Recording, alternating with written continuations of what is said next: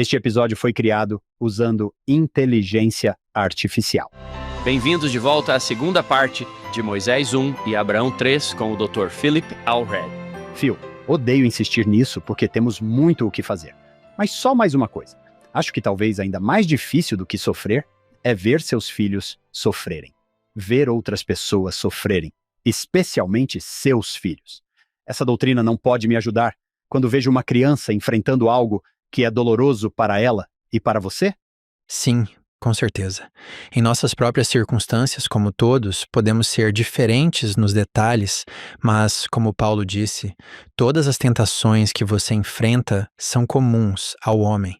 Em 1 Coríntios 10, temos uma experiência comum, embora os detalhes possam parecer um pouco diferentes. À medida que Jennifer e eu passamos por isso, observamos nossos entes queridos, nossos filhos, nossos antepassados, aqueles que vieram antes e depois de nós, que amamos e estimamos, para ver o peso dos desafios e oportunidades mortais. É realmente disso que estamos mudando. Falar sobre essas coisas e concebê-las simplesmente como ruins ou difíceis, mas em vez disso, vê-las como oportunidades que convidam ao arbítrio, como Cristo, escolhendo chances de provações para o desenvolvimento do caráter. Novamente, pensar celestial é mudar a perspectiva sobre isso como sendo tão negativo, tão errado e tão desigual ou injusto. Em vez disso, ver que essa doutrina fornece uma visão pela qual, como disse o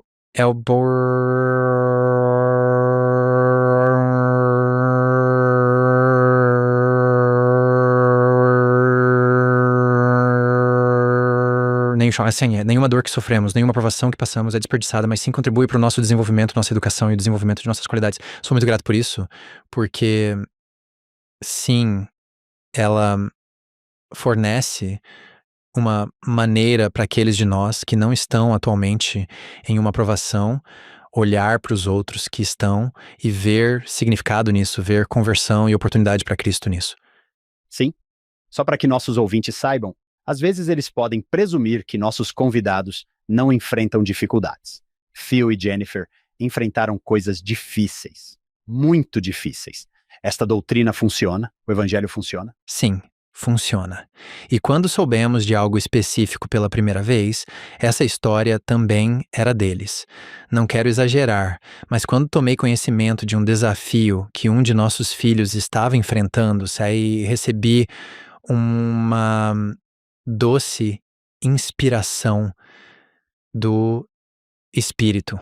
Foi simplesmente maravilhoso e me causou muita reflexão e conforto.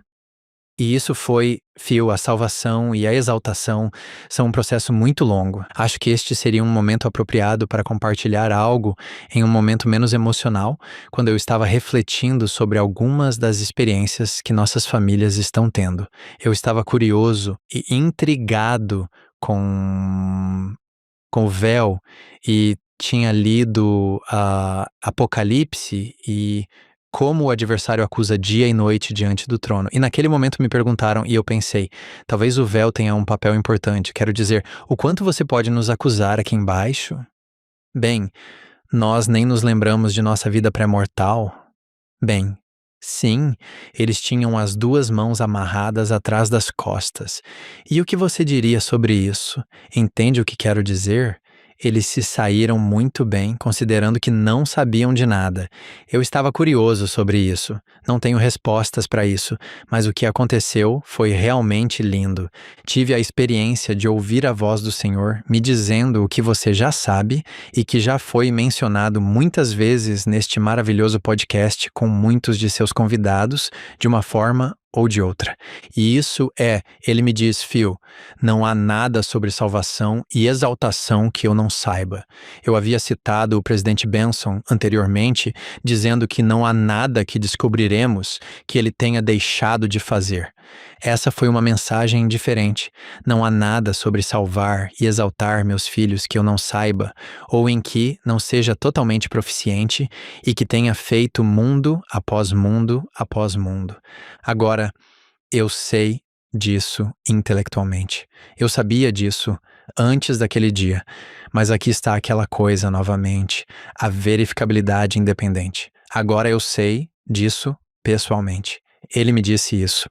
Ele não disse isso a alguém nas escrituras ou a um amigo. Eu adoro isso. Ele fez isso com eles também, mas eu sei que tenho esse doce reconhecimento e paz em meio à turbulência, em meio a tudo, as coisas que parecem não ser ideais. Tenho essa paz de saber que ele sabe exatamente como fazer a salvação e a exaltação. Ele é bom nisso. Phil, já estamos com você há algum tempo, mas, para ser justo, de todas as lições deste ano, você talvez tenha a melhor. Conte-nos o que você pensa sobre Moisés.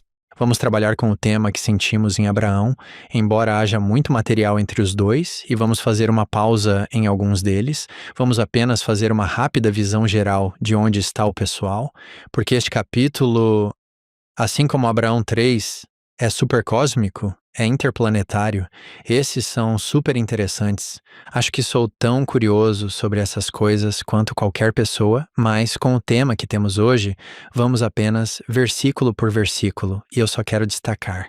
Tenho tudo isso destacado em amarelo no meu grande conjunto de escrituras aqui.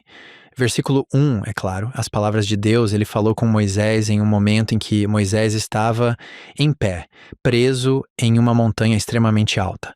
Voltaremos a isso. Mas então, aqui também, ele viu Deus face a face. Ele conversou com ele. Aqui novamente, assim como Abraão, mas agora, séculos depois, você tem Moisés experimentando Deus intimamente, pessoalmente, face a face. No versículo 3, Deus falou com Moisés e disse: Eu sou o Senhor, Deus Todo-Poderoso. Ele se apresenta, mas então, de forma fascinante, no versículo 4, Tu és meu filho, e eu te mostrarei.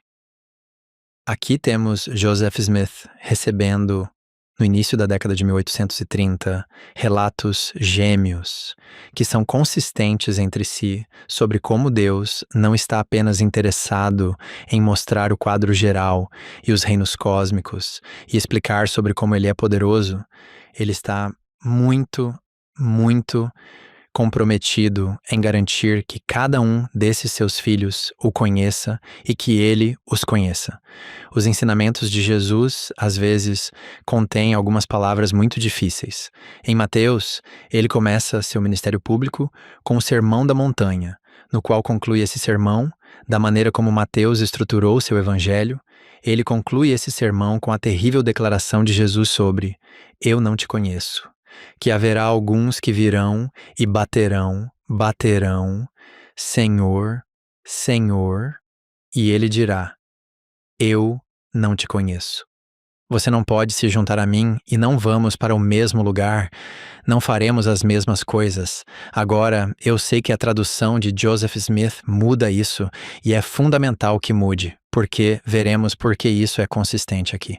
Mas ele Mateus conclui o ministério público de Jesus de uma maneira muito semelhante pelas 3 parábolas, as últimas 3 parábolas em Mateus 25, a parábola das 10 virgens. O que ele lhes diz? As 5 que vieram, que finalmente foram e conseguiram óleo, ou não temos certeza se elas realmente conseguiram o óleo, mas elas aparecem e batem a porta. E ele diz a mesma coisa: Eu não conheço vocês. E a tradução de Joseph Smith muda isso maravilhosamente para: vocês não me conhecem.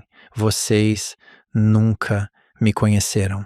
Essa frase dura de Jesus ecoa em minha mente o tempo todo. Qualquer coisa eu faria para evitar que um dia o Senhor dissesse: Phil, você não me conhece, não temos um relacionamento, você realmente não me conhece.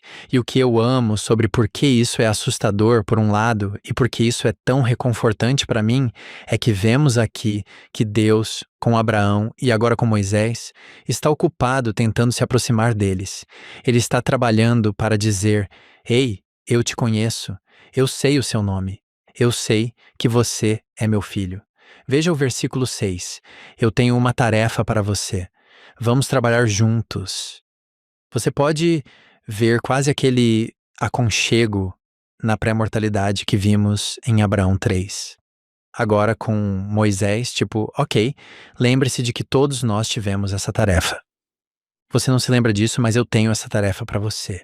Na pré-mortalidade, nós combinamos isso e eu tenho essa tarefa para você. Você é a semelhança do meu filho unigênito. A semelhança aqui é múltipla, pelo menos uma semelhança é sim.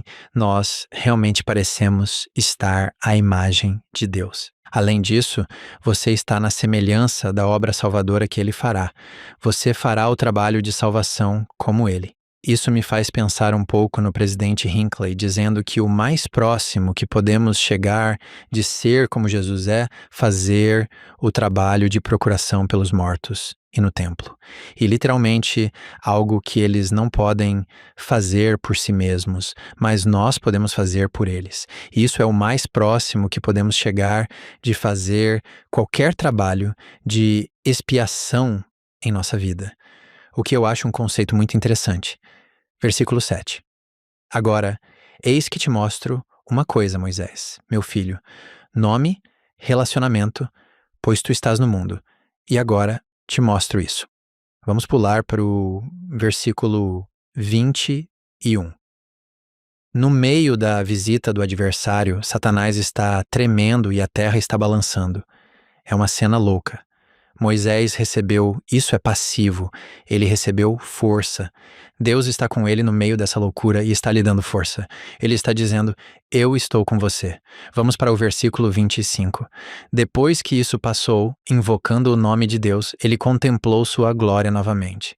Então, aqui está ele, de volta à presença de Deus. Ele ouve essa voz. Bendito és tu, Moisés, novamente, pelo nome, pois eu, o Todo-Poderoso, te escolhi. Uau! Versículo 26. Eis que eu estou contigo. Versículo 31. A glória do Senhor estava sobre Moisés. Moisés ficou na presença de Deus e conversou com ele face a face pela segunda vez. Isso é tão intensamente pessoal. Agora, no versículo 35, ele diz: Ok, vou apenas lhe dar um relato desta terra que estou lhe dando.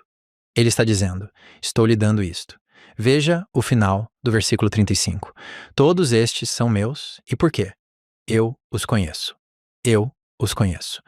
Versículo 37, o Senhor falou a Moisés. Novamente no final do versículo 37. Eles são contados para mim, eles são meus.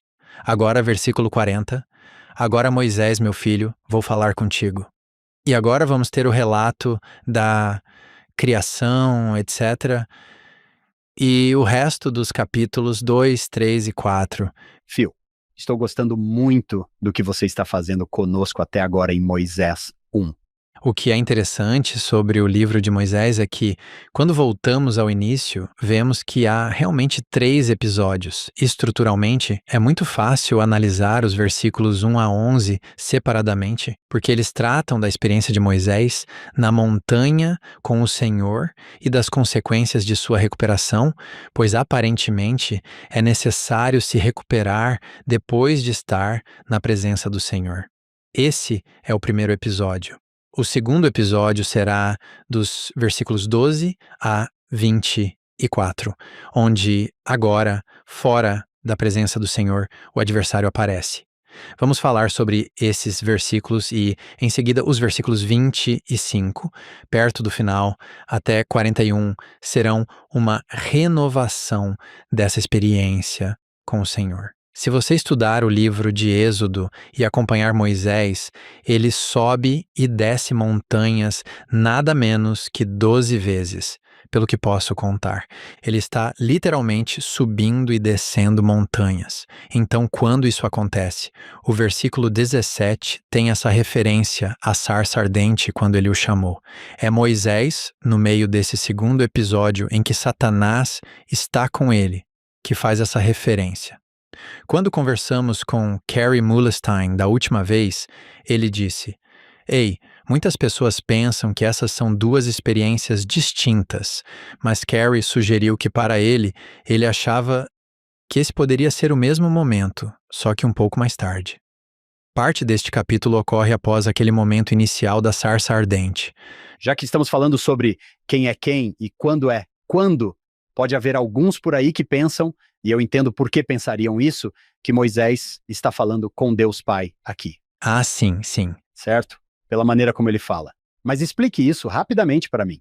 Sabemos que desde a queda perdemos a presença do Pai, voltaríamos ao jardim do Éden e sabemos que nessa troca e na queda, e realmente uma distinção importante, tivemos que estar em uma escola, se assim quiserem, da mortalidade, longe de nossos pais celestiais. Já havíamos progredido o máximo que podíamos. Os profetas nos dizem isso na pré-mortalidade, com as oportunidades que havia lá. Em algum momento, nosso espírito teve que se encarnar e tivemos que sair da presença de Deus para que pudéssemos ter essa oportunidade de escolha e arbítrio. Então, quando fizemos isso, como a lei havia sido quebrada, foi necessário haver um intermediário. Tem que haver um salvador. A comunicação sempre ocorre, e esta é uma mensagem da primeira presidência em 1909 que realmente estabelece isso também, e vários profetas desde então, mas o termo usado é investidura divina de autoridade. Embora seja Jeová falando, esse é o nome pré-mortal de Jesus, que ele está transmitindo as palavras do Pai, e como ele é o mensageiro, parece que é o Pai. Certo. Moisés está falando com o Cristo pré-mortal aqui, como no livro de Éter. Exatamente. Esse é outro ótimo lugar para ver, tudo bem, é assim que isso funciona. Jesus dizendo, você está me vendo como eu serei quando vier assumir um corpo de carne e osso. Explique-nos esses 3 episódios. Isso é realmente muito interessante. Eu sei, é muito legal. Aqui temos ele aprendendo que o Senhor diz no versículo 5, ninguém pode contemplar todas as minhas obras, a menos que contemple toda a minha glória. Mas ele diz, se você fizer isso, se contemplar toda a minha glória, não poderá permanecer na carne, na terra. Então, no versículo 6, ele diz, ele é cheio de graça e verdade. Mesmo que Jesus seja isso, não há outro Deus além de mim, o que é realmente interessante. Ao Pai, eu te dei o Filho, e ele é incrível, mas eu sou o seu Deus. É realmente interessante porque Jesus é, na verdade, quem está dizendo isso, certo? Nós acreditamos no Pai Celestial como nosso Pai Celestial, como o Deus, seu Filho é perfeito como ele, mas há essa distinção aí. No versículo 7, ele diz, vou mostrar-vos este mundo. Vocês estão no mundo. Vou mostrá-lo a vocês. Agora, o que acontece é essa notável revelação da visão e da percepção. No versículo 8, ele olha, vê o mundo e os seus confins. Isso parece ser todos os tempos e dispensações e todos os filhos dos homens que são e que foram criados. E claro, então, vem o eufemismo. Ele se maravilhou e se surpreendeu muito, porque você está vendo bilhões e bilhões de pessoas. Ele fica tipo, nossa. Tudo o que temos neste primeiro episódio é quase um teaser, do tipo, ei, deixe-me surpreender você por um segundo e mostrar todos os bilhões de pessoas que já existiram na Terra. Bom, e então a presença de Deus se retirou. Agora, lembrem-se do que ele lhe disse. Vou te mostrar as obras das minhas mãos. Vou te mostrar isso. Vou te surpreender por um segundo. Vou queimar uma sarça na sua frente. Quero ver se você está curioso. Quero ver se você está interessado. Quero ver se você está disposto a se esforçar para saber mais. Porque o que acontece é que ele vai embora, certo? No versículo 9. Moisés é deixado sozinho. É claro que ele cai no chão. Isso é muito poderoso. Faz você pensar em Sidney Rigdon depois da visão de, você sabe, Joseph está lá fora, pronto para lutar com alguém, e Sidney está, você sabe, todo pálido, e o que há com ele? É claro que a declaração de Joseph é, Bem, ele não está tão acostumado a isso quanto eu, o que é algo fascinante que um dia poderíamos estar tão acostumados a isso quanto Joseph estava. Ele cai no chão, versículo 10, muitas horas antes de conseguir se levantar. Então ele diz isso. Ok, agora eu sei que o homem não é nada. Eu nunca tinha imaginado isso. Sim, eu vi a glória do Egito, o centro do mundo. As pirâmides, Karnak, tudo isso tipo, uau. Eu caminhei por entre tudo isso. Isso não é nada. Então, no versículo 11, esse ponto muito importante conforme o próximo episódio acontece, ele precisa saber disso. No versículo 11, meus próprios olhos viram Deus, mas percebi que não eram meus olhos naturais. Lembrem-se de como mencionei que não foi uma visão que tive de Relamã 5. Não foi. Eu não vi. Se tivesse visto, provavelmente não poderia dizer que vi. Mas vocês entendem o que quero dizer? Eu não vi, mas acho que foi algo ainda mais poderoso. Eu vi isso, se assim quiserem, com meus olhos espirituais. Ele até diz que meus olhos naturais não poderiam ter contemplado isso. Eu teria murchado e morrido em sua presença. Mas, em vez disso, eu contemplei seu rosto porque me foi permitido através de algum poder que veio a mim, que ele chama de transfiguração. No final do versículo 11, eu fui transfigurado e precisava ser para poder suportar isso, porque ele teve essa experiência e sabe, isso foi sobrenatural. Isso estava além das minhas capacidades naturais. O que acontece a seguir é muito fácil de discernir. Deus se foi. Ele teve essa experiência. Na verdade, acho que podemos comparar isso de várias maneiras a uma experiência espiritual que eu tive, seja ela qual for. Isso encheu minha alma de alegria, de luz. Eu me sinto incrível. E então, isso vai embora. Essa fase passou por enquanto, e então a vida continua. E naqueles momentos em que ideias menores, vozes menores chamam, fraquezas se manifestam, etc., agora eu posso perceber a diferença, consigo ver.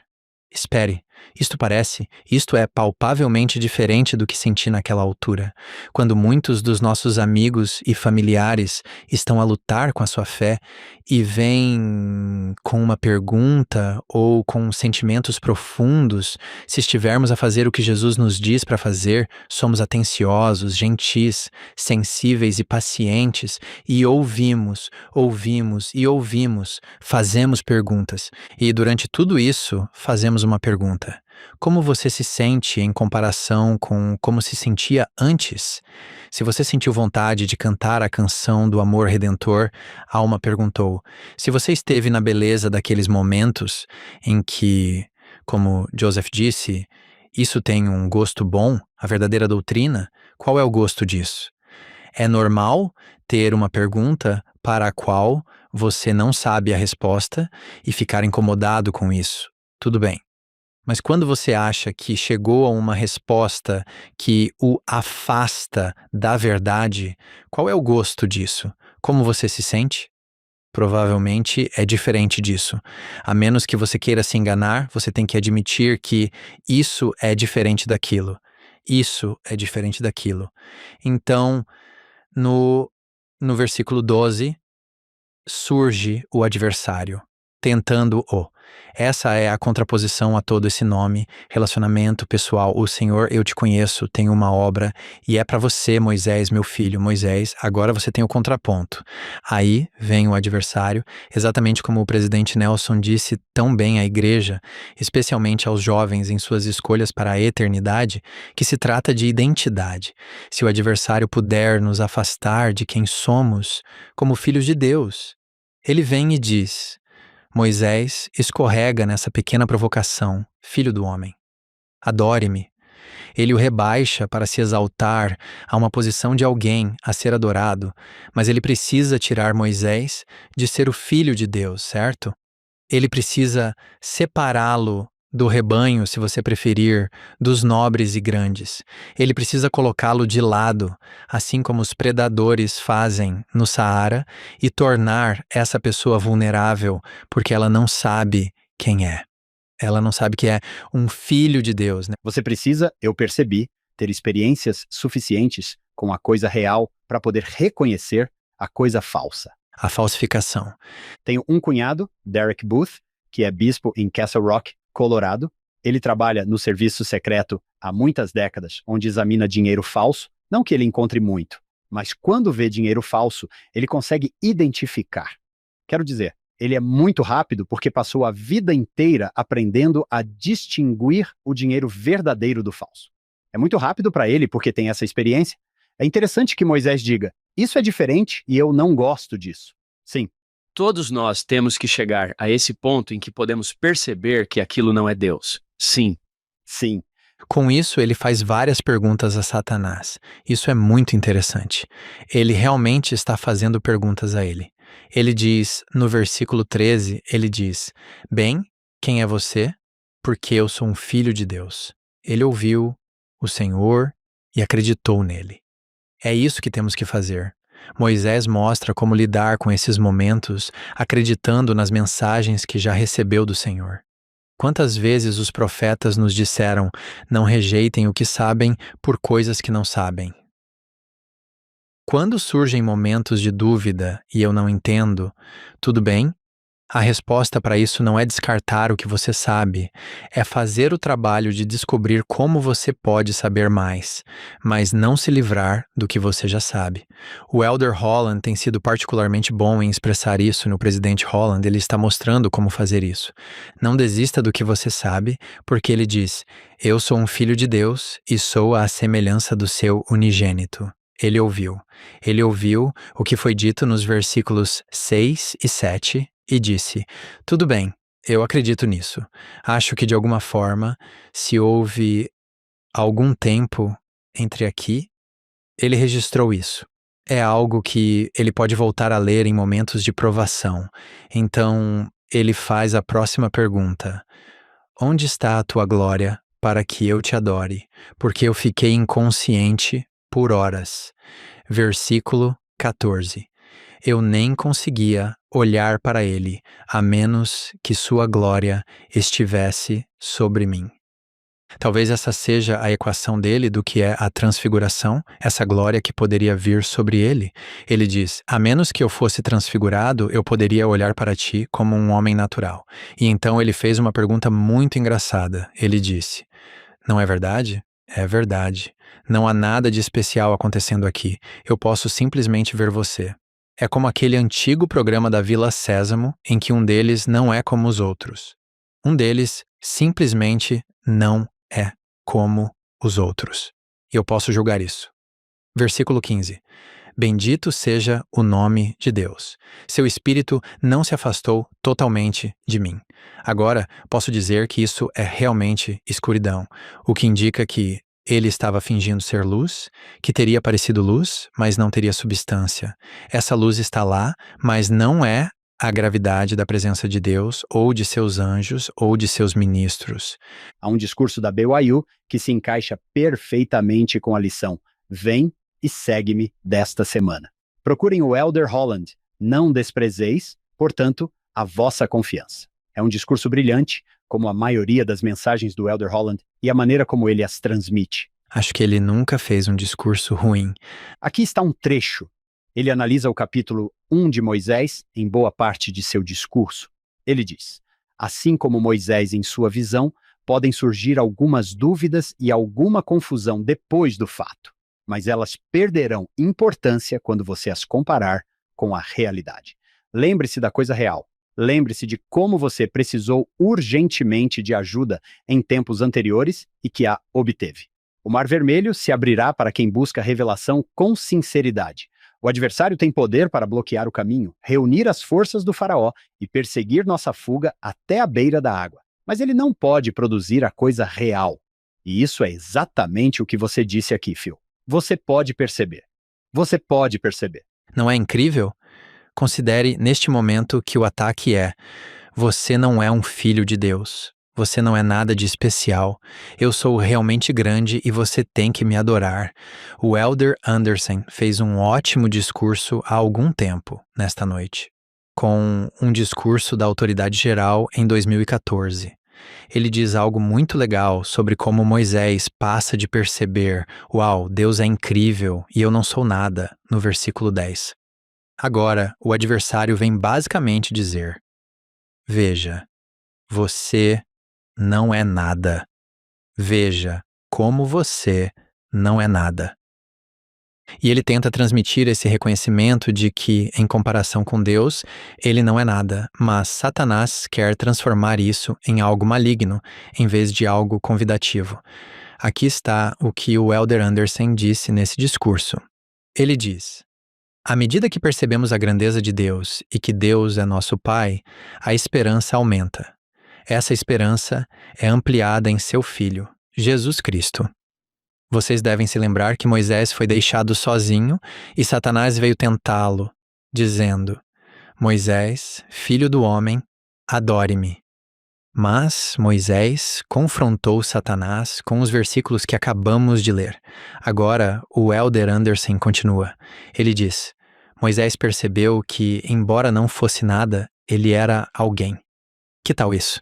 Ele percebeu que não era nada, porque era um filho de Deus e tinha valor eterno. Percebeu que, em comparação com Deus, claro, ele não era nada, mas por ser um filho de Deus, esse valor eterno estava presente. Então, o Elder Anderson disse: não há necessidade de desespero. Somos filhos e filhas de Deus. Seu Filho unigênito é nosso Salvador e Redentor. Quando o amamos, ele nos eleva acima de nossas dificuldades. Quando nos arrependemos, ele nos perdoa. Graças a ele, ressuscitaremos. Quando vivemos dignamente, somos purificados e retornamos ao nosso Pai para sempre.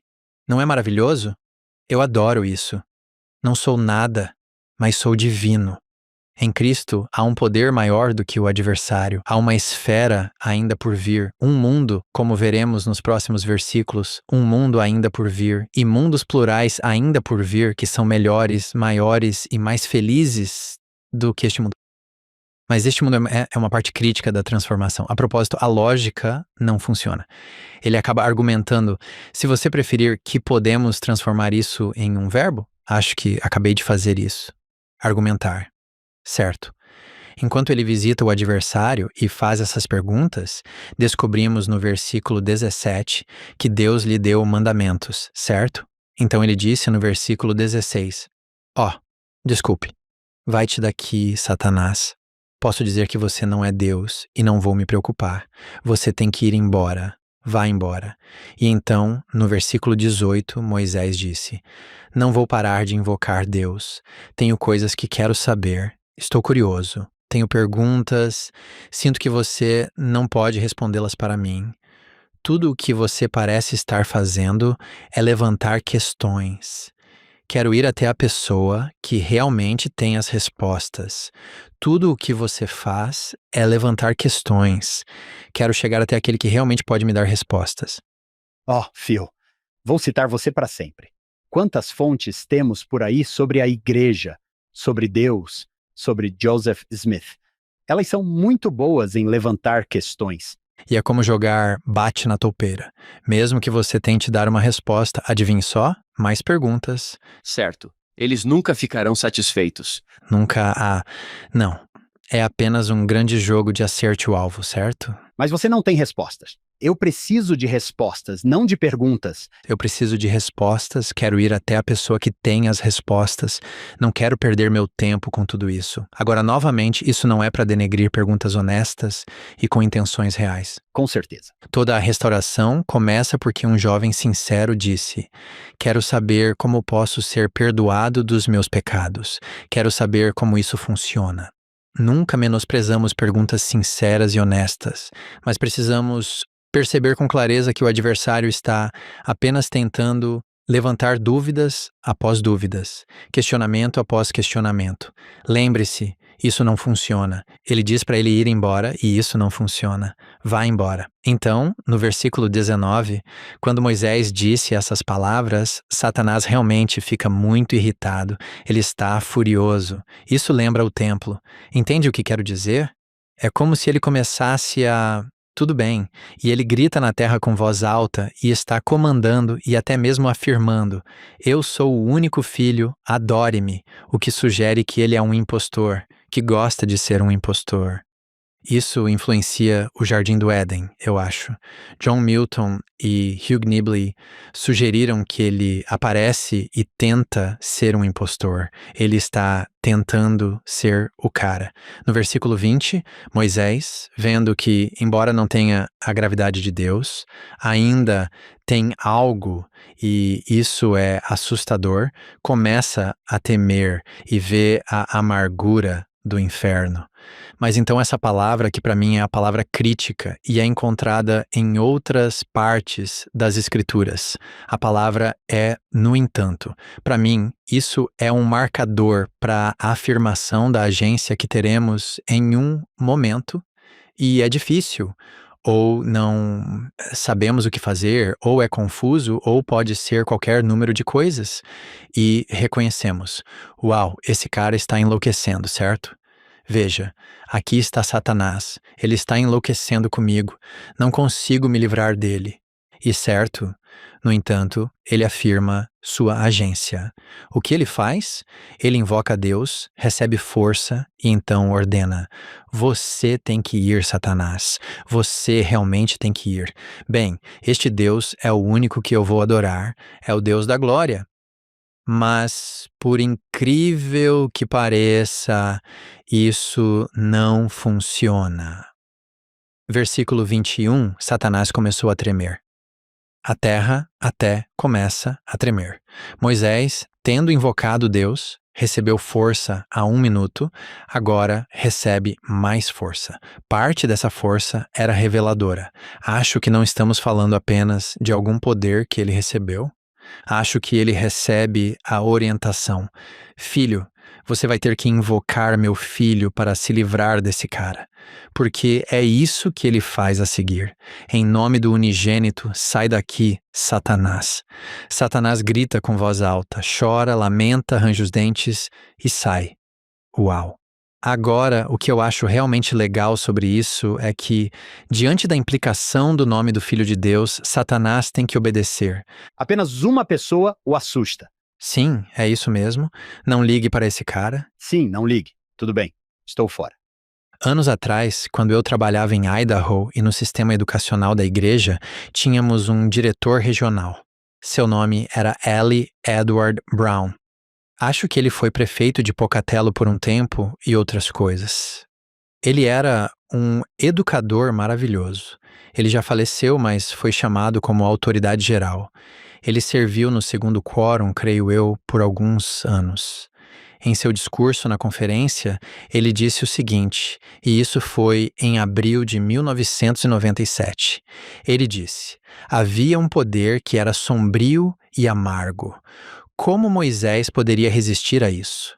Nesse grande momento de crise, Moisés recebe força, invoca Deus dizendo em nome do unigênito: Retira-te, Satanás.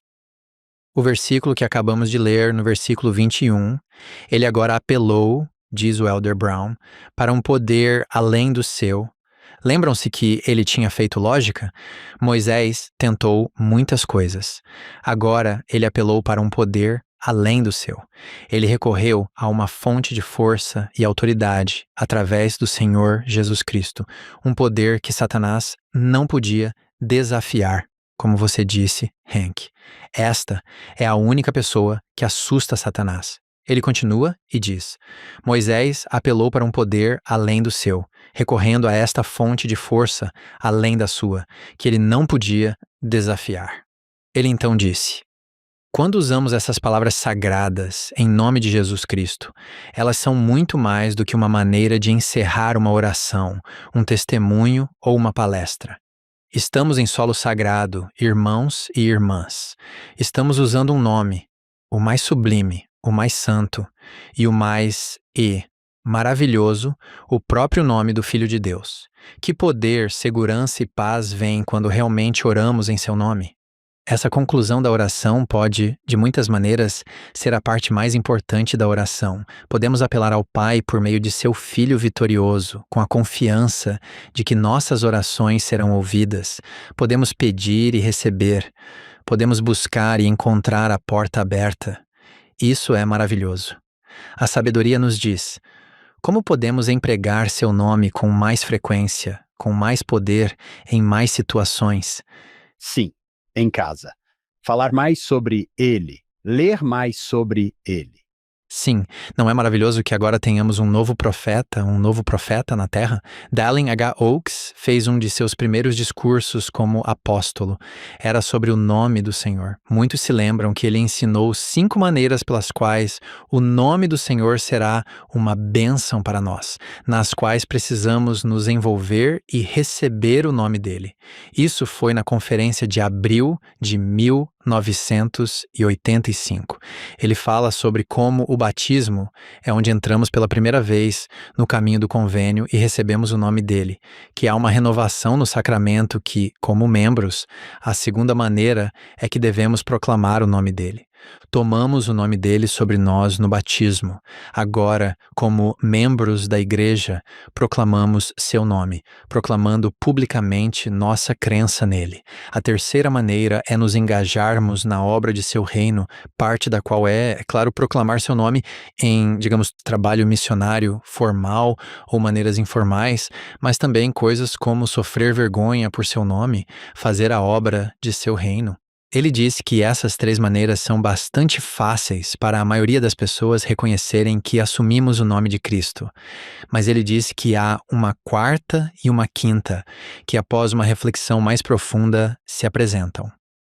Ele disse: as Escrituras falam do Senhor colocando seu nome em um templo, no próprio templo, porque dentro do templo é dada a autoridade para que seu nome seja usado nas ordenanças sagradas daquela casa. Começamos no caminho do convênio ao assumir seu nome no batismo, mas é um caminho, não era um destino. É um caminho que se estende até a casa de Deus, onde assumimos ainda mais o nome de Cristo sobre nós. No sacramento, nós realmente indicamos isso ao dizer que estamos apenas dispostos a assumir. Essa linguagem é realmente interessante, certo? Eu pensei que estávamos renovando o nosso convênio, fizemos um batismo, certamente estamos, mas isso não é a chegada. É o início do caminho do convênio que nos levará da sua casa. Lembro-me desse discurso. Ele falou sobre o templo vir mais tarde, sobre realmente assumir o nome dele, mas estar disposto como parte do, como você disse, do caminho do convênio, que eu acho que Moisés diria ser uma escalada do convênio. É a montanha. Isso mesmo. Ele diria isso. E o presidente Eyring falou sobre isso. Ele disse que você está no caminho certo se for uma subida. Você sempre sabe se está no caminho certo. E então ele chamou isso, de fato, de subida do convênio em dos treinamentos de liderança antes de uma conferência recente. Com isso, quando entramos nos templos e certificamos, de certa forma, nossa candidatura para nos tornarmos dignos do templo e entrarmos nos templos e realizarmos esse trabalho, para recebermos seu nome lá de maneiras especiais que só podem ser obtidas dentro de sua casa quando participamos do sacramento. Mesmo crianças de 8 anos tendo iniciado esse caminho do convênio, se os pais as ensinarem, essa é uma maneira notável de ajudá-las a manter a mente voltada para o templo, assumindo o nome do Senhor. A maneira final pela qual o presidente Oaks, na época, o Elder Oaks, falou sobre isso, foi outro evento futuro que podemos antecipar, que é quando testemunhamos nossa disposição de assumir o nome sagrado no que diz respeito ao nosso relacionamento com nosso Salvador e as bênçãos disponíveis para aqueles que um dia serão chamados em seu nome no último dia. Seremos literalmente chamados em seu nome e, se o colocarmos sobre nós ao longo desses, adoro isso do presidente Oaks, talvez seja apropriado compartilhar isso com vocês, porque o presidente Oaks é nosso novo profeta. Gosto de pequenos momentos em que podemos saber coisas sobre eles. Eu fiquei tão encantado com seu discurso na conferência de 2000, o desafio de nos tornarmos, que realmente planejei uma semana inteira de educação, uma apresentação de 3 horas sobre esse discurso. Vocês sabem como fazemos. Usamos vários cenários, vocês ficam tipo, então, eu fiz essa coisa muito legal. Bem, acontece que ele veio para ser o palestrante da semana educacional para esse evento de 3 dias. Então pensei, isso vai ser muito legal. Parte de mim pensava, será que ele sabe que eu fiz uma coisa de 3 horas com o discurso dele? Eu vou até a fila para apertar a mão dele. Tenho certeza de que, na minha cabeça boba, estou pensando: bem, isso seria muito legal, posso dizer. Presidente Oakes, obrigado, adorei essa palestra. A propósito, fiz uma coisa de 3 horas sobre a sua palestra, certo? Você sabe, nerd, bobagem. Então, eu chego lá. Estou animado. Eu tive uma experiência com ele no campo missionário algumas décadas antes, onde conversamos sobre ler as Escrituras e receber revelação ao fazê-lo.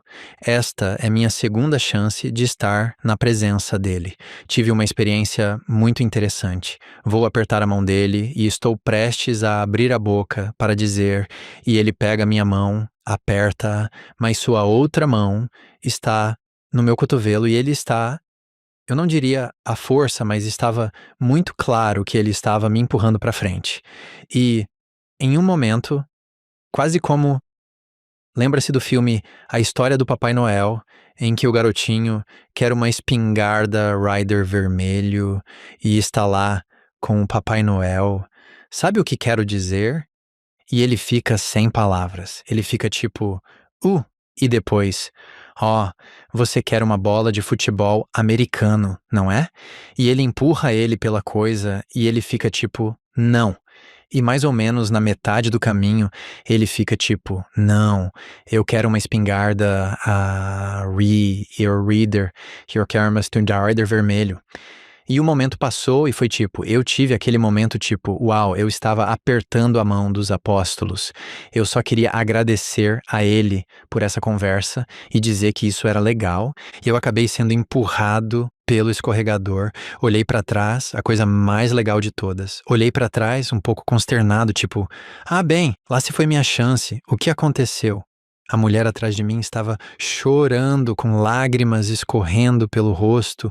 Ele a pegou e passou um tempo com ela. Eu vi um apóstolo do Senhor Jesus Cristo em ação. Naquele momento, eu não precisava disso. Ei, que legal, fiz uma coisa de 3 horas sobre sua palestra. Não, isso não é nada. Essa mulher estava sofrendo e o Salvador, por meio de seu apóstolo, estava dedicando tempo a ela. Foi um dos privilégios mais doces ser empurrado pelo escorregador, porque o profeta de Deus estava ministrando a alguém que precisava naquele momento. Phil, que capítulo interessante até agora. Momento da verdade, luz, depois escuridão total, medo, luta para superar, invocar o nome certo, que assusta o adversário, e de repente, luz novamente. Sim, temos que passar por momentos difíceis e fios escuros, como John compartilhou tão bem do Elder Maxwell antes. Esses são momentos realmente críticos em nossa vida, caso contrário, sem o rompimento desses músculos, nada disso existiria. Sabendo disso e percebendo isso no versículo 25, invocando o nome de Deus, Moisés agora contempla sua glória novamente. Ele ouve essa voz e diz: Bendito és tu, Moisés. Este é um daqueles momentos em que Deus disse: Ok, você exerce seu arbítrio. Você disse, no entanto, e agiu com fé. Agora posso fazer mais com você. Se Moisés tivesse recuado, o próximo passo não teria acontecido. Os momentos de no entanto em nossa vida são críticos. No entanto, seguidos de ações fiéis, invocar o nome do Senhor ou envolver-se em seu evangelho de maneiras mais completas trará mais oportunidades. Aqui ele está dizendo a Moisés que ele se tornará mais forte do que muitas águas, um indicador, você sabe, um prenúncio. Agora, o que isso poderia significar? Sim. O Rio Nilo, todas essas coisas. Claro, claro, o mais importante, o Mar Vermelho. Ele diz no versículo 26: Estou contigo até o fim dos teus dias, tu libertarás o meu povo, até mesmo Israel, o meu escolhido, obviamente antes do Egito. Mas então, enquanto a voz falava, Moisés lançou os olhos e agora é mostrada a terra. Lembre-se, ele já a tinha visto antes no primeiro episódio, mas aqui ele consegue vê-la, até mesmo toda ela, até ao nível das partículas. Na verdade, não havia sequer uma partícula. Não sei se estamos ao nível dos quarks ou o que, estamos apenas a falar de células. Não tenho certeza do que estamos falando aqui. Além disso, agora isso é super minúsculo. Mas então, ele sobe na escala e diz em 28: Eu contemplei os habitantes dela. Não havia uma alma que eu não contemplasse. Eu os discerni pelo Espírito de Deus. Seu número era grande, incontável, como a areia na praia. Ele vê todas essas terras diferentes. Acho que ele está vendo novamente o tempo passando. Então, Moisés tem algumas perguntas. O que ele aprende é realmente incrível, e é aqui que acho que podemos terminar com um crescendo em nosso tempo com Moisés e Abraão hoje. Mas enquanto ele conversa com o Senhor face a face, ele diz no versículo 30: Quero saber por quê. Por que você está fazendo isso? E eu quero saber como você fez isso. Como você fez isso? Como você faz isso? Ao ler, você vê que o Senhor diz: Veja, é a sabedoria em mim o motivo pelo qual eu fiz isso. No versículo 31. Ele vai explicar isso em alguns versículos, mas ele quer chegar ao clímax com isso. O porquê. Mas ele diz: Deixe-me apenas dizer como eu fiz isso. Eu fiz isso, no versículo 32, pelo próprio poder, a pessoa poderosa, digamos assim, que você invocou para se livrar desse inimigo. Eu fiz tudo isso pelo mesmo poder. Jesus é o homem. Jesus é a resposta. Ele é a resposta para a criação, ele é a resposta para a libertação, ele é a resposta para cada coisa que vai acontecer na sua vida que seja significativa e importante. O que é fascinante aqui é que ele diz no versículo 33, mundos no plural. Então, já é impressionante o suficiente que Moisés tenha visto este mundo em sua especificidade particular e também em sua especificidade espiritual. Ele viu isso. Isso é o suficiente para uma tarde. Mas ele diz que, na verdade, existem mundos no plural, Moisés, e eu os criei todos com o mesmo propósito. Versículo 33. E todos eles vieram pelo Salvador. Veja, novamente, a elevação de Jesus. Então, no versículo 35, ele diz: Mas tudo bem. Eu apenas provoquei você, dizendo que existem esses outros mundos, mas não vou lhe contar sobre eles. Então, tudo bem. Ele diz: há muitos mundos que já passaram.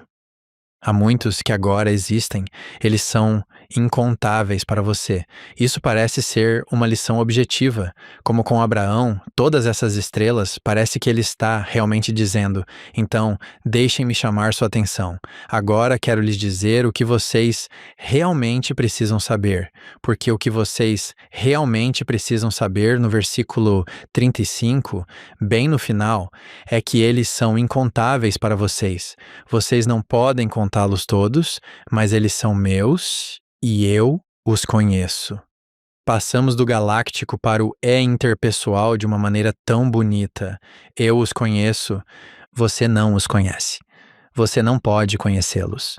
Você nem mesmo pode contá-los. Mas eu posso. Como ele pergunta no versículo 36, bem, pelo menos me fale sobre esta terra. Versículo 37. Deus ainda não terminou este ponto. E ele diz: tudo bem, Moisés. Eu sei que você está adiando aqui, mas deixe-me selar o ponto. Os céus são muitos. Eles não podem ser contados pelo homem, mas deixe-me dizer-lhe: eu os contei e eles são meus. Ele não vai deixar esse ponto passar. Ele repete, muda o esquema. Mesmo que Moisés esteja interessado em dizer: bem, tudo bem, tudo bem, Deus parece ser muito claro aqui. Eu os conheço. E então faríamos a pergunta: mas nós? O conhecemos? Nós o conhecemos? Estamos fazendo o trabalho como Moisés e Abraão para conhecê-lo e ter um relacionamento com ele? Porque ele nos conhece. Não há dúvida de que ele nos conhece. Ele diz no versículo 38. Veja, as terras vão passar. Os céus passarão, mas minhas obras e minhas palavras permanecerão para sempre. E isso é pessoal. É muito pessoal para mim. Eu os numerei e os conheço. Vamos ver o versículo 39 como o versículo decisivo. É o resumo de tudo. E, como eu disse no início, o que me impressionou na preparação para o nosso tempo juntos foi que senti que o Senhor realmente disse: vocês são a minha obra e a minha glória. Cada um de vocês é a minha obra e a minha glória. Imortalidade é viver para sempre. E essa é uma promessa de Jesus Cristo, de que todas as pessoas que viessem a esta terra através do plano de Deus, certo que Jesus Cristo e o Pai proporcionaram uma vida imortal. Vocês receberam um corpo e teriam esse corpo para a eternidade. Essa é a superação da queda, sem nenhum preço da nossa parte. Além de mantermos nosso primeiro estado, recebemos este corpo e seremos imortais. O ponto importante é que existe uma qualidade de imortalidade. Existe uma propriedade, se você preferir, uma esfera na qual você pode experimentar sua imortalidade, que é variada e que é por escolha, que está disponível, mas não será imposta a ninguém. Isso é o que se chama, entre aspas, vida eterna. Eu simplesmente adoro isso, quando Moisés diz: ei, não vou parar de invocar a Deus, tenho outras coisas a perguntar a ele. E então ouvimos o que ele pergunta. Por que essas coisas são assim? Ele consegue ver o que eu nunca vi, todos os habitantes, certo? E então ele pergunta novamente: fale-me sobre esta terra. Ele recebe respostas para algumas dessas perguntas. Tenho outras coisas que quero perguntar a ele também. O Senhor patrocina essas perguntas. Quero dizer, se você pensar, por exemplo, no irmão de Jared, será que Deus de repente esqueceu como construir barcaças que não sufocam as pessoas e as levam contra as rochas? Sim, vai entender. Certo. Entende o que quero dizer? Então, é como, sério? Não grampeamos as páginas 5 e 6 no folheto que entregamos a... Gabriel, vamos lá, você precisa melhorar com o grampeador ou algo assim. Certo. Não.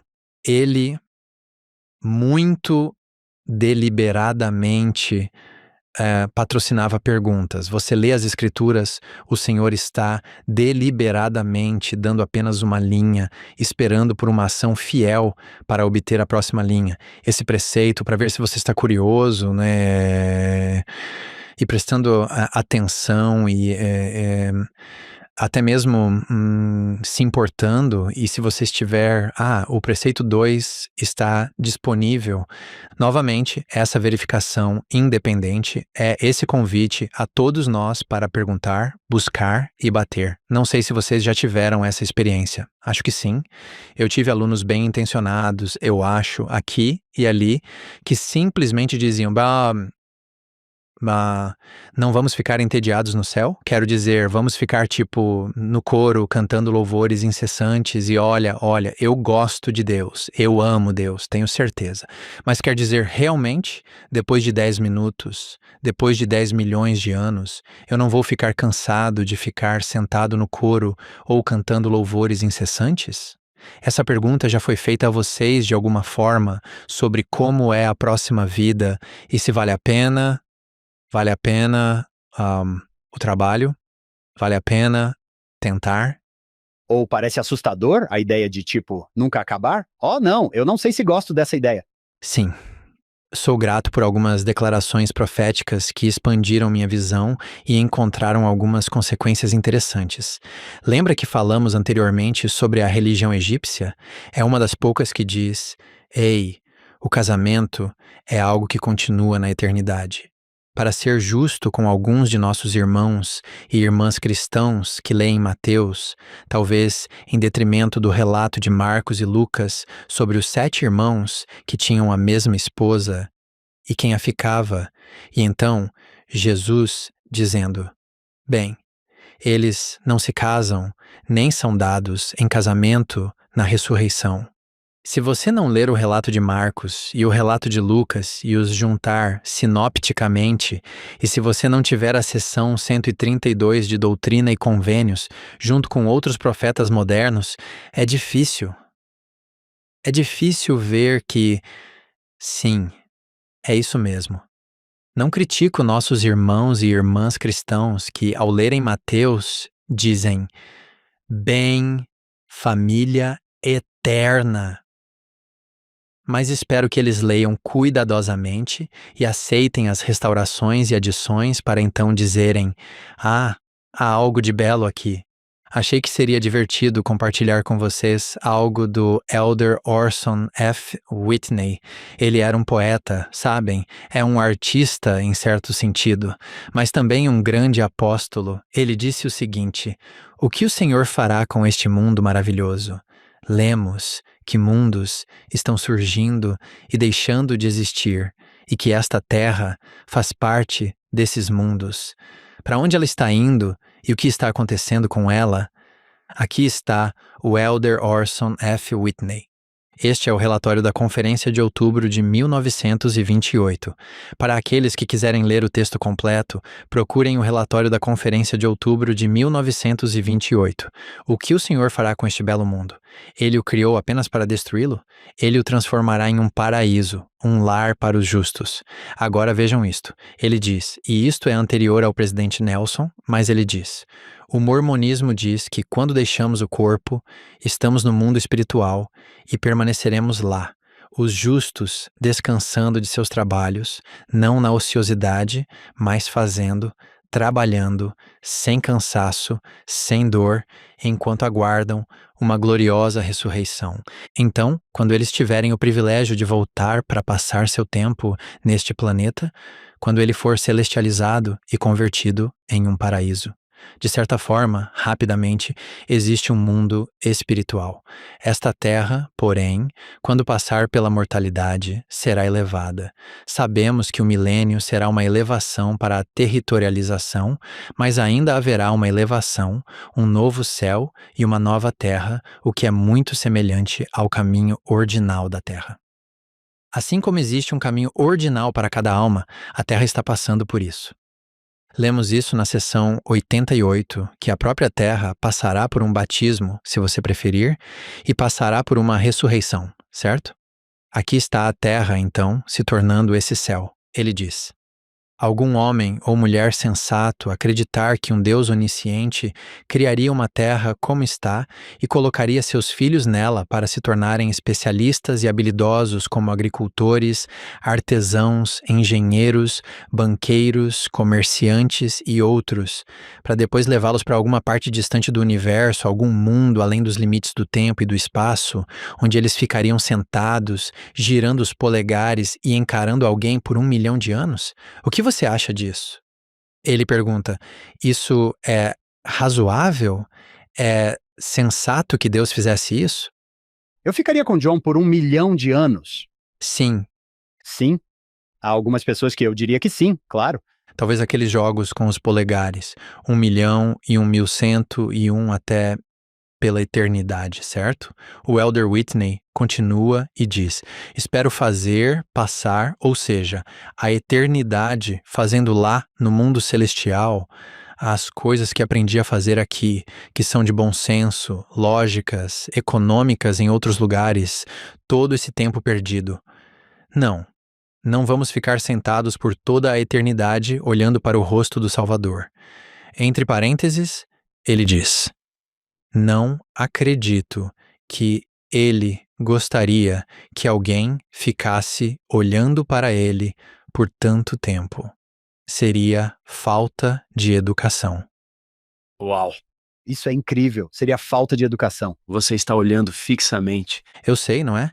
Você está me encarando de novo. Faremos na eternidade as coisas que aprendemos a fazer no templo, mas as faremos melhor lá do que aqui. Seremos melhores pais e mães, melhores maridos e esposas, melhores em todos os aspectos. Todas as habilidades exercidas e desenvolvidas aqui encontrarão pleno uso e aplicação na grande vida futura. Isso é lindo. Adorei a parte sobre os maus modos. Sim. Não é incrível? Agora, a próxima citação é incrível. Adoro isso. Provavelmente é um pouco mais familiar. Orson Pratt, no Millennial Star de 1866. Sei que isso sai da boca de todo mundo, mas Claro. No entanto, eu estava lendo isso outro dia. sim, certo, veja. Como você faz? De qualquer forma, Orson Pratt disse o seguinte: esta terra, quando glorificada, é o céu eterno dos santos. Nela, eles esperam viver com partes do corpo e paixões sagradas. Nela, eles esperam se mover e ter sua existência para comer, beber, conversar, adorar, cantar, tocar instrumentos musicais, se envolver em diversões sociais alegres e inocentes, visitar cidades vizinhas e mundos vizinhos. Na verdade, a matéria e todas as suas qualidades e propriedades são os únicos seres ou coisas com os quais eles esperam se associar.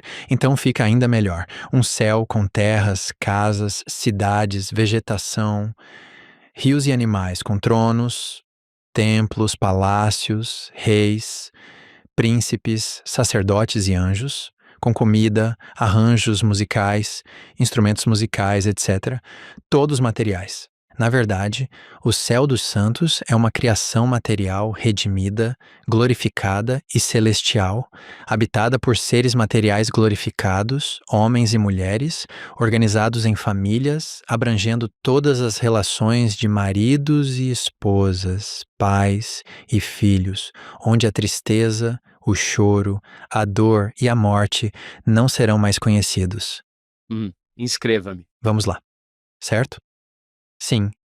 Voltando agora ao versículo 39, essa imagem colossal e condensada, notavelmente condensada, do que significa para nós, Moisés, Abraão, todos nós, ter imortalidade e vida eterna, que isso é o que os deuses fazem na eternidade, que nossos pais celestiais fazem isso e, obviamente, fazem muito bem. Literalmente, esse é o trabalho deles. É nisso que eles se alegram. Essa é a glória deles. Eles pregam, sim, a família eterna, mas eles vivem isso. Eles estão fazendo isso. É isso que eles são e quem eles são. Saber o que adoramos e quem adoramos de acordo com a seção 93 é saber isso. É saber nosso relacionamento com eles como família. É isso. Esse é o negócio da família. Adoro ver como você é apaixonado por isso, Phil. Veja como isso é altruísta. Eu criei todos vocês para que voltassem aqui e me louvassem e me adorarem para sempre. E é isso. Olhem para mim com admiração pela eternidade. Isso é falta de educação. Sim, Adoro como isso é altruísta. Não, eu te criei para sua própria imortalidade e vida eterna e para o tipo de vida que eu vivo. Recentemente, um grande estudioso deu uma palestra na Ensing College sobre, acho que ele estava citando Leí. O título da palestra era Por causa da justiça do teu Redentor. Cara, ele ficou muito entusiasmado com esse versículo. O nome dele era Henry Smith, também conhecido como Hank Smith. Se você quiser acessar o site da Ensing College, assista à palestra de Hank, porque, cara, ele tinha algumas frases de efeito que eram simplesmente ótimas. Quando fui falar com Phil sobre esse episódio, eu tinha isso em mente. Na verdade, eu estava preparando essa mensagem. John, você é aquele... Acho que foi você quem me contou que alguém perguntou uma vez a Albert Einstein: se você pudesse falar com Deus, o que diria? Ele respondeu: gostaria de saber como ele criou o universo. Então ele parou e disse: mas isso são apenas equações. Acho que eu poderia descobrir isso. Ele disse: eu gostaria de saber o porquê. Eu gostaria de saber o porquê, porque assim eu teria um propósito. Eu saberia o significado da minha vida. É lindo. E Stephen Hawking disse: a ciência pode resolver o problema de como o universo começou, mas não pode responder à pergunta: por que o universo se dá ao trabalho de existir? Bem, nós temos a resposta bem aqui. É por isso que o universo existe. Esta é a obra e a glória dele. O seu porquê, a sua paixão. Esta é a minha alegria. Esta é a minha missão. Este é o meu objetivo final. Sim. É por isso que gosto disso. Minha paixão, minha glória. Quero dizer, temos crianças de 8 anos na primária que poderiam ensinar algo a Albert Einstein. Bem, na verdade, está bem aqui. Podemos ler isso rapidamente, mas é o que as pessoas chamam de declaração de missão. É tão sucinta e tão bonita. Se você tivesse que encontrar uma declaração de missão para Satanás, eu escolheria a última parte de 2 Nef 2:27. Ele procura que todos os homens sejam miseráveis como ele. E você tem os dois aqui, certo? Em Moisés 1, você tem os dois lado a lado. John, foi você quem me mostrou, há muitos anos, o site scriptures.baiu.edu. E você pode ver as referências das escrituras quando elas foram usadas na Conferência Geral. Veja 2 Nef 2:25, que foi referenciado 200 vezes. E então você vai ver o de Joseph Smith, você sabe. Este é meu filho amado aqui. Esse foi referenciado 200 vezes na Conferência Geral. Se você for ver Moisés 1:39, ele supera todos os outros com 400 vezes ou mais que foi referenciado na Conferência Geral. Não tenho palavras para expressar o quanto é importante que agora tenhamos um propósito, aquela pergunta que a raça humana tem. Por que estou aqui? Temos a resposta. Acho que Einstein diria. Onde você conseguiu isso? Apenas um fazendeiro de 25 anos em 1831. Sim, 1831. Fico feliz que você tenha destacado o quão cedo isso aconteceu. Joseph Fielding McConkie disse uma vez em uma aula algo que mudou minha vida. Tudo o que ele disse foi: nós lemos as escrituras muito rápido. É possível passar por cima disso rapidamente, mas isso é... Bem, vou repetir. Isso é dinamite. É incrível. Coloca tantas outras coisas em perspectiva. John, você me ensinou como isso pode me ajudar como pai. Você se importaria de repetir isso? Você é muito gentil e você também me ensinou algo, Hank. Vou voltar ao assunto. Mas às vezes, lemos isso e pensamos que diz aos pais: esta é a sua obra, a sua glória, realizar a imortalidade e a vida eterna de seus filhos. E não é isso que o Senhor está dizendo. Ele diz, na verdade, que essa é a sua obra. Essa é a sua glória. E ele é capaz de realizar sua obra no livro de Mórmon. Em vez de dizer: Pai Celestial, você precisa ajudar meus filhos, podemos dizer: e Celestial, você pode me ajudar a ajudar seus filhos? Essa foi boa, Hank. Você me ensinou isso usando essa mesma coisa. Esses convênios do templo são incríveis. Eles talvez sejam mais poderosos do que às vezes pensamos, e esta é a obra dele. Espero que sintamos que ele pode fazer isso. Ele é bom nisso. Ele sabe o que está fazendo, e vocês dois falaram sobre provisão abundante e não deixar nada por fazer. Obrigado, Presidente Benson. Penso nas pessoas que estão ouvindo isso e que estão em uma situação difícil, talvez emocionalmente, talvez fisicamente. Elas estão em uma situação difícil. Ele está com vocês. O Senhor está com vocês. Ele sabe o que está fazendo. Ele é bom nisso. Se vocês estão ouvindo, é ainda melhor, porque ele sabe que vocês estão ouvindo isso. John, você me deu a oportunidade de citar meu capítulo favorito do livro de Mórmon. Jacó, capítulo 5, onde o servo se aproxima do Senhor e diz: Ei, você colocou esta árvore no pior lugar possível. Ele até diz isso no versículo 21. Como vieste plantar aqui, esta árvore ou este ramo da árvore? Pois eis que este era o pedaço mais improdutivo de toda a terra de tua vinha. E o senhor da vinha disse-lhe: Não me des conselhos. Eu sabia que era um pedaço de terra improdutivo. Eu sabia o que estava fazendo. John, adoro quando alguém pergunta ao Senhor: Por que você fez isso? Essa é a pior coisa que você poderia ter feito. Não me dê conselhos. Eu sabia. Eu sei o que estou fazendo. Adoro isso. Hank, obrigado por acrescentar isso no último momento. Eu vi o que você fez. Ele é o rei disso, só para você saber. A parte complementar, de certa forma, com Moisés em um capítulo que você abordará em breve aqui em Êxodo, é que Moisés fica compreensivelmente humilde com o chamado para libertar Israel, especialmente do Egito, onde ele teve uma história ruim, um passado ruim. Compreensivelmente, ele fica reticente. Ele pensa: Uau, quem sou eu? Enoque, eu sou apenas um rapaz. O que você está fazendo? No caso de Moisés, ele é mais articulado, ironicamente, sobre qual é o problema. Ele diz: é a minha boca. E não sabemos exatamente o que é. É um problema de gagueira? O que é? E, portanto, Arão, o porta-voz, etc., será designado.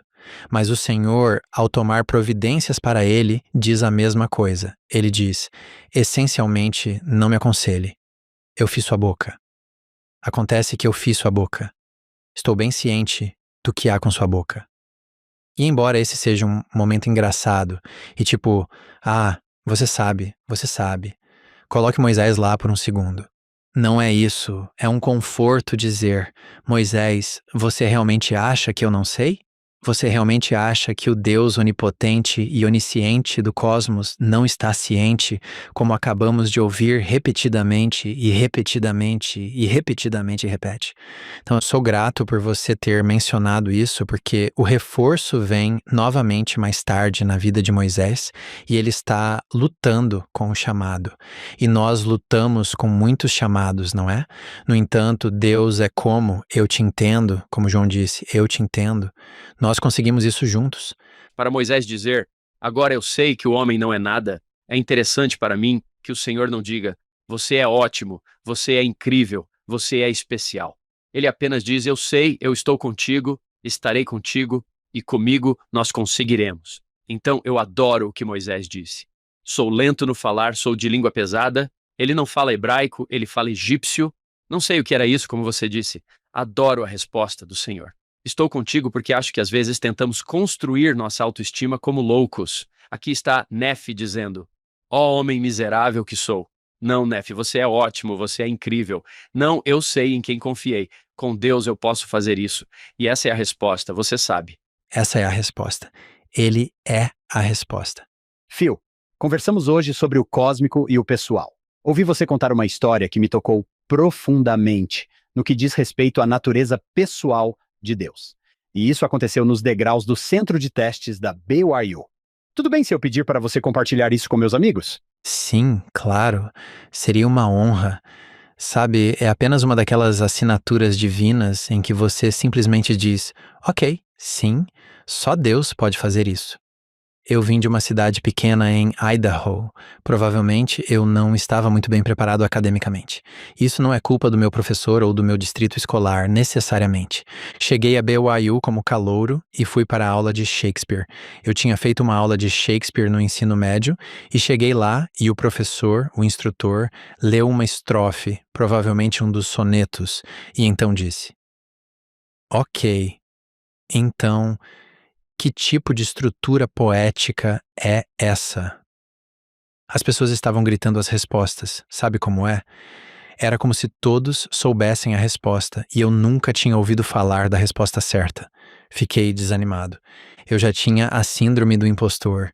Coisas assim continuavam acontecendo e eu pensava: eu não pertenço a este lugar, estou acima das minhas capacidades, isso é ufa.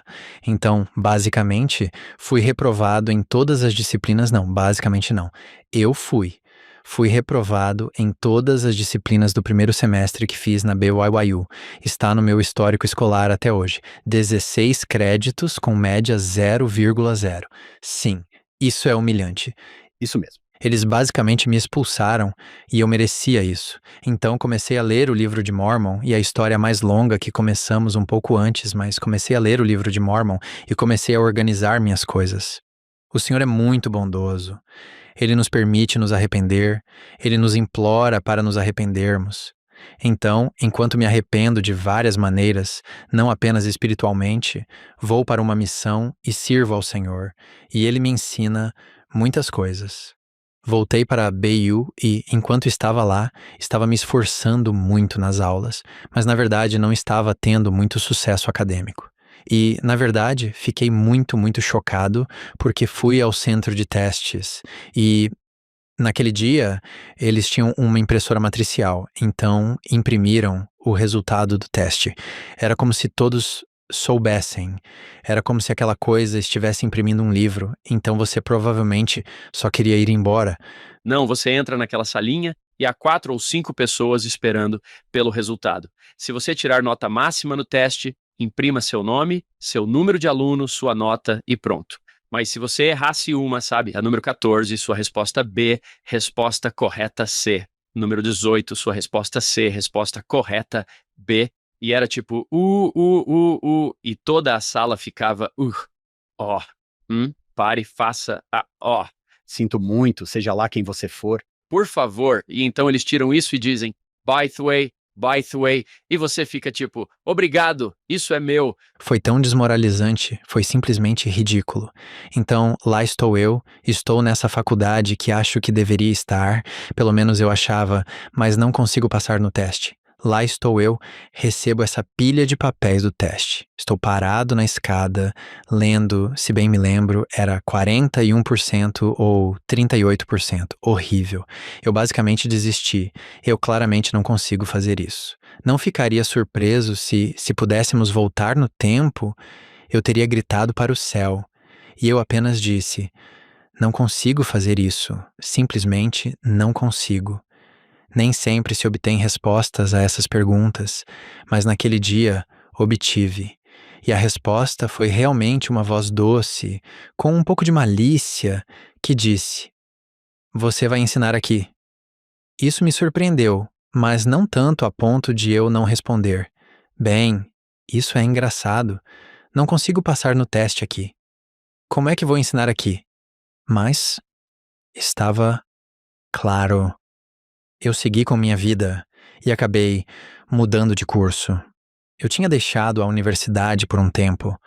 Passei por um processo de tentar descobrir o que fazer. Finalmente voltei para a BU e acabei estudando ciências políticas, entre todas as coisas, e depois entrei no sistema educacional da igreja. Depois de alguns anos como de seminário e instrutor de instituto, surgiu uma oportunidade no Ricks College e eu achei que seria legal. Trabalhei para Robert Maillet como assistente de pesquisa quando era estudante.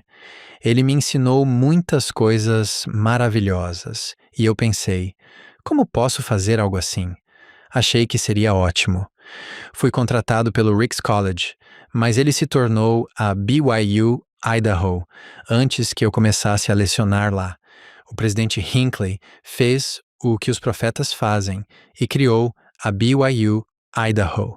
Estou lecionando lá e, enquanto estou na plateia quando ele cria a BYU Idaho, antes mesmo de entrar em uma sala de aula lá, tenho essa lembrança de que Deus disse, o Senhor disse que eu lecionava na BYU. Eu penso, tudo bem, isso está realmente acontecendo. Estou lecionando na BYU Idaho. Então penso, isso é ótimo. Fiquei lá por anos, fui convidado para lecionar no centro de Jerusalém, o que foi um grande privilégio. Então, um dia, dirigi até Provo com minha esposa e estávamos no ASB e eu estava me inscrevendo. Eu literalmente precisava ser contratado pela BYU para lecionar no centro de Jerusalém. Estava sentado no ASB e tive esse lembrete. Ah, sim, o senhor disse que eu daria aulas na BAU. Que tal? Estou dando aulas na BAU Jerusalém. Que legal. Deu certo. Sim, deu certo. Estou pensando, sim, o senhor está cumprindo suas promessas e, sabe, de uma maneira que eu não esperava. Mas aqui está. Sem muito preâmbulo, fui convidado para vir a BU para um projeto com vários colegas. Então, mantivemos nossa casa lá. Na verdade, Jen ficou um semestre e continuou lecionando. Ela lecionou na BU Idaho por anos. A ideia era, tudo bem, vamos alugar a casa até terminarmos essa pequena tarefa. No entanto, no meio da tarefa, aqui na BYU, surgiu uma oportunidade, um convite, e aqui estamos para ficar. Tenho esse momento realmente interessante em que estou sendo contratado pela BYU permanentemente para ficar em Provo. Percebo, ao conversar com algumas das pessoas que me pediram para vir e fazer isso, que era exatamente o que o Senhor havia me dito, quando era incrivelmente impossível acreditar que isso pudesse acontecer. Aqui estou eu. E então, talvez o ponto principal de tudo isso seja que eu dou aulas na disciplina Univ 101 por designação, Hank, você também, e muitos outros. Na minha primeira aula da disciplina Univ 101 para os calouros no centro de testes, eu literalmente saía todos os dias do centro de testes, depois de dar aula para esses calouros e dizia, Deus, você é bom, você é bom. Como você fez isso? Como? De onde você tirou isso? Então você não só vai dar aula aqui, como vai dar aula bem aqui. Como ensinar neste mesmo local? Bem aqui. Literalmente, ele é como Eu realmente cumpro.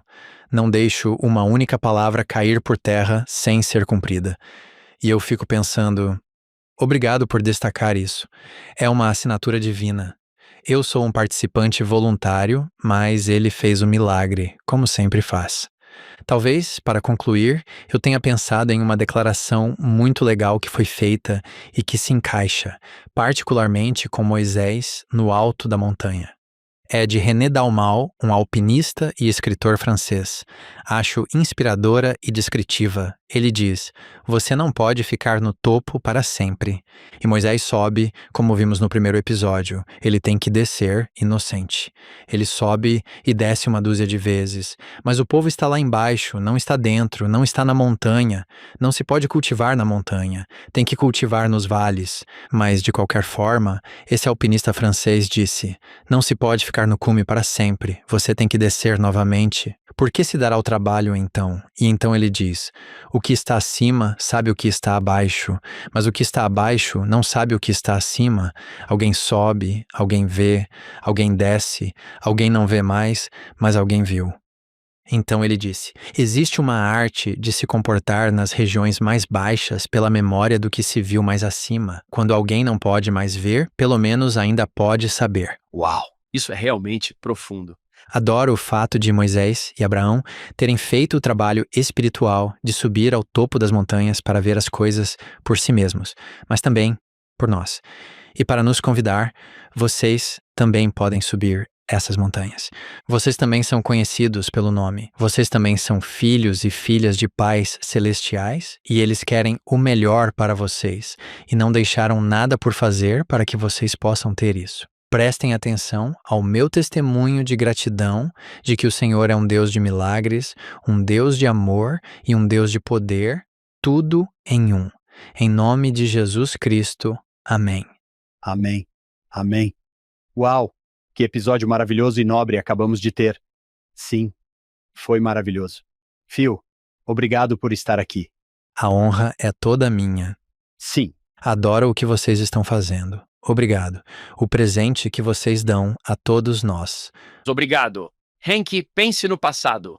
Há 1 ou 2 meses, quando fomos ao Museu da Biblioteca de História da Igreja e alguém com luvas brancas nos permitiu segurar nas mãos o manuscrito do capítulo 1 de Moisés. E eu disse: Hank, tire uma foto, porque este é um capítulo muito importante, certo?